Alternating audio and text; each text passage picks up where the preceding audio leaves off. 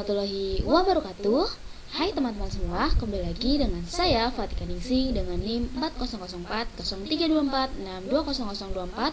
Saya dari Prodi Teknologi Rekayasa Otomasi Sekolah Vokasi Angkatan 2024 Universitas Diponegoro. Nah, pada kesempatan kali ini saya akan menjelaskan tentang pembahasan materi praktikum sistem embedded dari bab 1 sampai bab 12 atau modul 1 sampai modul 12. Nah, mulai dari pin hardware hingga jaringan IoT terkoneksi.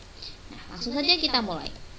Nah, pada bab pertama kita masuk ke dalam materi GPIO atau Digital I/O.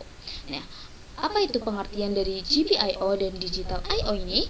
Nah, pengertiannya adalah General Purpose Input Output. Ini sebagai pin serbaguna pada microcontroller. Nah, fungsinya untuk apa sih GPIO ini? Fungsinya adalah untuk jembatan komunikasi digital dasar dan membaca nilai 0 atau 1 atau nilai low atau high antara otak microcontroller dengan komponen fisik luar seperti LED dan push button. Nah, cara kerjanya gimana sih ini GPIO? Nah, pertama adalah ada konfigurasi. Nah, di konfigurasi ini pin diatur sebagai input atau output. Lalu yang kedua adalah eksekusi logikanya. Di eksekusi logika, microcontroller membaca status high atau low, atau 0 atau 1, atau mengirim tegangan. Kemudian yang ketiga ada tindakan fisiknya. Nah, pada tindakan fisik, tombol memicu arus atau LED menyala. Nah, keunggulan dari GPIO ini adalah sangat mudah dipelajari dan diimplementasikan. Kemudian respon instan tanpa overhead software yang berat. Nah, adapun kelemahannya. Kelemahan dari GPIO Digital I/O ini adalah hanya mengenal dua status mutlak, yaitu on dan off. Nah, selanjutnya adalah sangat boros pin. Misalnya satu lampu LED atau satu tombol memakai satu pin utuh. Gitu. Lanjut kita ke bab 2 yaitu interrupt timer. Nah, apa sih itu interrupt timer? Interrupt timer adalah pengertiannya yaitu interupsi berbasis perangkat keras yang dipicu oleh hitungan waktu internal. Nah, fungsi dari interrupt timer ini sendiri adalah menghentikan program utama secara instan untuk mengeksekusi tugas prioritas secara berkala dan membebaskan CPU dari keharusan mengecek waktu terus-menerus atau polling. Nah, cara kerjanya yaitu yang pertama, hitung. Jadi, timer internal menghitung naik atau turun di latar belakangnya. Kemudian masuk ke overflow, yaitu ambang batas waktu tercapai. Ketika ambang batas waktu telah tercapai, maka memicu sinyal interupsi. Terus yang ketiga ada ISR, di mana ISR ini program utama akan dijeda, kode interrupt service routine atau ISR dijalankan, dan program utama dilanjutkan. Nah, contohnya pada timer interrupt ini adalah ketika kita mengatur program untuk bisa menyalakan LED dengan push button, itu kan program masih nyala. Lalu interrupt ESR akan dijalankan. Maka ketika push button ditekan, itu LED tidak akan menyala atau penekanan push button ini tidak terpengaruh gitu. Itu berdasarkan waktu perhitungan. Nah, setelah ESR ini dijalankan, maka itu menghitung misal selama 15 detik. Terus program utama akan dilanjutkan lagi dan LED bisa menyala dengan menekan si push button tadi. Nah, keunggulan dari interrupt timer ini adalah eksekusi waktu yang sangat presisi atau akurasi mikrodetik. Nah, kemudian membuat CPU sangat efisien, yaitu bebas delay yang memblokir. Nah, adapun kelemahannya nih dari interrupt timer ini. Kelemahannya ini adalah sulit untuk proses debugging. Nah, ketika debugging prosesnya lumayan lama dan sulit. Nah, kemudian yang kelemahan yang kedua adalah jika kode di dalam ISR terlalu panjang, maka sistem keseluruhan bisa crash atau hang. Jadi kode atau program yang terdapat di dalam ISR atau kode interrupt service routine harus jangan terlalu panjang dan jangan terlalu pendek. Agar apa? Agar sistem pada program tidak mengalami crash atau hang. Terus yang bab ketiga adalah serial UART pada ESP32 dan STM32. Nah, pengertian dari serial UART ini adalah Universal Asynchronous Receiver Transmitter. Nah, ini adalah sirkuit fisik asinkron tanpa clock, jadi tanpa waktu. Nah, fungsinya adalah untuk mentransfer data dua arah antar dua perangkat melalui dua kabel utama, yaitu TX dan RX. Nah, cara kerjanya yaitu satu, paket data. Nah, paket data paralel diubah menjadi serial melalui bit start, parity, dan stop ditambahkan atau framing. Nah, kemudian kita masuk ke transmisi. Transmisi itu dari TX ke RX. Nah, data dikirim berdasarkan baud rate. Misal baud rate-nya ada 9600 bps. Terus yang ketiga ada ISR. Nah, ISR ini adalah penerimaan RX membaca bit dan membuang start atau stop bit dan menyusunnya kembali. Nah, kemudian ada keunggulan dari serial UART ini. Keunggulannya adalah yang pertama hanya butuh 2 kabel untuk menghubungkan misalnya dua mikrokontroller ini di SP dan STM, yaitu melalui RX dan TX. Kemudian SP32 ini sangat fleksibel, pin UART bisa dipindah-pindah. Nah, kemudian yang ketiga, standar universal yang didukung oleh PC dan modul eksternal. Dan kelemahannya ada hanya untuk 2 perangkat, yaitu point to point. Dan baud rate kedua perangkat harus sama persis. Misalnya toleransi meleset hanya 10%. Kemudian STM32 pin UART bersifat kaku, terikat pada alternate function tetap. Lalu bab yang keempat ada ADC, yaitu analog to digital converter. Apa sih itu? Nah, fitur pada analog to digital converter memetakan sinyal listrik dunia nyata menjadi angka diskret. Nah, fungsinya yaitu untuk memampukan mikrokontroler membaca sensor analog seperti LM35 atau potentiometer dan yang lain-lain yang memiliki tegangan bervariasi, misalnya dari 0 sampai 5 volt. Nah, cara kerjanya yaitu di sini ada rumusnya, yaitu 1023 dibagi 5 volt atau dikali 2,12 volt. Hasilnya adalah 434. Nah, yang pertama sampling. Sampling ini membaca tegangan fisik, misalnya 2,12 volt ke pin analog. Kemudian kuantisasi, yaitu mencocokkan tegangan dengan resolusi 10 bit atau 1024 level. Dan yang ketiga konversi, menghasilkan angka digital nilai yaitu 434. Nah, gitu. Jadi itu di rumusnya itu kita masukin nih, misal 10 bit itu kan 1024 level. Kita tulis aja misal 1024 level itu kan dari 0 sampai 1023 kan. Jadi 1023 dibagi 5 volt, terus hasilnya dikali 2,12 volt, hasilnya 434. Itu adalah sinyal digital gitu hasilnya. Nah, keunggulan dari ADC ini adalah menerjemahkan dunia fisik, misalnya suhu, cahaya, suara ke logika mesin. Kemudian ADC ini terintegrasi langsung di dalam mayoritas mikrokontroler yang modern. Kemudian ada pun kelemahannya. Kelemahannya yaitu akurasi sangat dibatasi oleh nilai resolusi atau bit. Kemudian ADC ini juga sangat sensitif terdapat gangguan listrik atau gangguan lingkungan lainnya atau noise.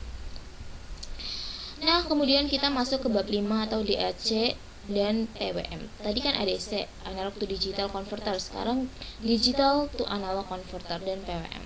Nah, PWM ini adalah singkatan dari pulse width modulation dan digital to analog converter. Nah, fungsi dari DAC ini dan PWM ini adalah memanipulasi pin digital agar bertindak seperti sinyal analog. Nah, umumnya untuk mendorong atau mengontrol kecepatan motor DC atau meredupkan LED. Nah, cara kerjanya seperti di gambar ini. Nah, yang pertama ada set duty cycle. Menentukan rasio waktu on versus waktu off dalam satu siklus dari 0 sampai 255. Kemudian yang kedua switching cepat, pin digital hidup dan mati ribuan kali per detik. Kemudian yang ketiga respon fisiknya. Motor DC atau driver L298N merespons nilai tegangan rata-rata. Nah, keunggulan dari DAC ini adalah sangat efisien dalam mengatur daya beban. Kemudian yang kedua, tidak membuang sisa energi menjadi panas, berbeda dengan resistor analog. Adapun kelemahannya, PWM ini bukan gelombang analog murni, melainkan tegangan tetap melompat 0 volt hingga 5 volt. 0 volt atau 5 volt itu. Kemudian bisa menghasilkan suara dengungan magnetik atau whining noise pada motor sehingga menimbulkan kebisingan. Kemudian yang kita masuk ke bab 6 yaitu I2C, protokol sensor pintar. Nah, Apa sih itu? Nah, pengertiannya dan fungsinya. Jadi pada I2C ini ada master, ada slave 1, slave 2, dan slave 3. Nah, pengertiannya adalah Inter-Integrated Circuit. I2C ini bus komunikasi serial sinkron half duplex. Nah, fungsinya adalah untuk menghubungkan master dengan banyak perangkat sensor atau slave menggunakan arsitektur jaringan berbasis alamat atau berbasis IP. Nah, cara kerjanya yaitu pertama, inisiasi clock. Master akan menghasilkan sinyal clock pada kabel SCL. Lalu akan ada panggilan alamat atau panggilan IP-nya. Master akan mengirim alamat unik dalam bentuk heksadesimal dari sensor lewat kabel SDA itu. Kemudian tukar data. Sensor yang dipanggil akan merespon dan mengirim data lewat SDA. Nah, selanjutnya ada keunggulan dari I2C ini. Sangat hemat kabel. Nah, ratusan sensor bisa dihubungkan hanya dengan 2 kabel, yaitu SCL dan SDA. Kemudian I2C ini mendukung multi-master dan multi-slave. Kemudian ada pun kelemahannya. Kelemahannya kecepatannya lambat, yaitu di antara 100 kbps sampai 400 kbps saja dibandingkan dengan SPI yang lebih cepat. Nah, jaraknya juga sangat pendek dan rentan redaman sinyal tanpa resistor atau pull up. Lalu kita masuk ke bab 7, yaitu SPI atau kecepatan dan storage. Nah, pengertian dari SPI itu adalah Serial Peripheral Interface, yaitu protokol sinkron full duplex berkecepatan tinggi. Nah, fungsinya adalah untuk transfer data volume cepat dan besar seperti membaca modul SD card memori, atau mengendalikan layar OLED. Nah, cara kerjanya yaitu yang pertama, slave select atau SS. Di antaranya, master menarik pin CS atau SS perangkat target menjadi low.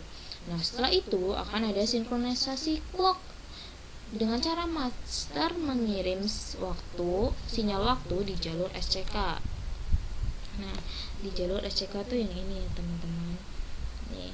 Kemudian di full duplex data mengalir bersamaan, master ke slave via MOSI, slave ke master via MISO. Slave ke master via MISO gitu. Nah, keunggulan dari SPI ini adalah kecepatan transfernya masih masif, yaitu satuannya Mbit per second, dan full duplex bisa membaca dan menulis pada detik yang sama. Nah, kelemahannya adalah sangat boros pin. Setiap tambahan satu slave mengorbankan satu pin SS tambahan. Nah, kemudian kelemahan yang kedua, tidak ada sistem error checking bawaan, artinya tidak ada sinyal konfirmasi dari ACK gitu. Lalu kita masuk ke bab 8, yaitu FreeRT OS dan Text Management. Nah, pengertiannya adalah unit kerja independen di dalam real-time operating system. Fungsinya adalah untuk memecah satu program superloop besar menjadi beberapa teks terpisah yang dieksekusi seolah-olah berjalan secara paralel. Nah, cara kerjanya yang pertama yaitu pembuatan teks. Nah, pembuatan teks ini setiap fitur dibuat sebagai teks dengan prioritas dari 1 sampai 3. Kemudian kita masuk ke dalam time slicing. Nah, scheduler FreeRTOS membagi waktu CPU dalam hitungan milidetik atau tick. Nah, kemudian yang ketiga adalah eksekusi bergantian. CPU melompat antar teks dengan sangat cepat, mengutamakan prioritas yang tinggi. Nah, keunggulan dari FreeRTOS ini adalah mencegah satu fungsi lambat membekukan seluruh sistem. Kemudian keunggulan yang kedua adalah struktur kodenya menjadi lebih rapi dan modular. Nah, di samping keunggulan ada kelemahan dari FreeRTOS Text Management ini. Yang pertama, memakan banyak sekali memori pada RAM. Yang kedua, kompleksitasnya pemahaman software jauh lebih tinggi dibandingkan pemrograman sekuensial. Jadi, FreeRTOS Text Management ini lebih sulit dibandingkan pemrograman pada umumnya. Nah, kemudian kita masuk ke bab 9, yaitu FreeRTOS Queue dan semapur. Nah, pengertiannya adalah mekanisme komunikasi queue dan penguncian akses semapur bawaan OS atau operating systemnya. Nah, fungsinya adalah untuk menjamin lalu lintas data agar tas aman dan mencegah dua tas berebut menggunakan perangkat keras di waktu yang bersamaan. Nah, adapun cara kerjanya yaitu dengan cara satu memproteksi. Semapur bertindak sebagai kunci, di mana tas A mengambil kunci untuk menulis. Kemudian masuk ke dalam antrean atau queue, dan tas A tadi mengirim data ke dalam pipa antrean FIFO. Nah, setelah itu ada serah terima. Nah, tas A yang mengirim data akan melepas kunci, kemudian task B mengambil data secara aman.